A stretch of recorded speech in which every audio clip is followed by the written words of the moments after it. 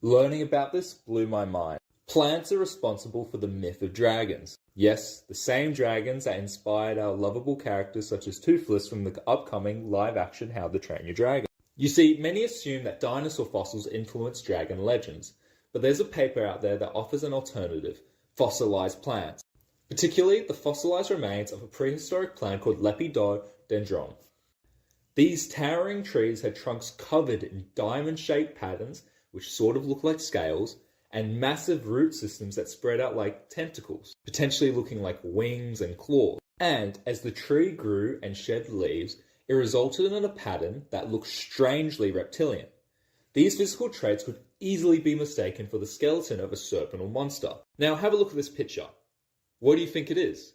Most people said a reptile, dinosaur, dragon, but it's actually the prehistoric plant that we've been talking about.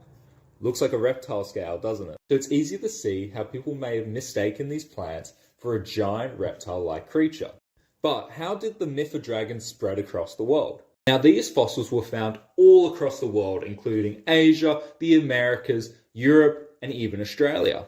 And they weren't as deep underground as dinosaur fossils, meaning they were quite common to find, especially in coal-rich areas. And this explains why there were so many different descriptions of dragons across many societies that had no form of communication.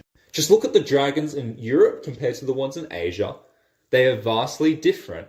Thus, plants are responsible for the myth of dragons that has led to lovable and ferocious characters such as Toothless from the movie How to Train Your Dragon. But what made these plant fossils look so reptilian-like? Well, to find that out, read our full article on www.bearsciences.com or click the link in our bio. And make sure to subscribe or become a member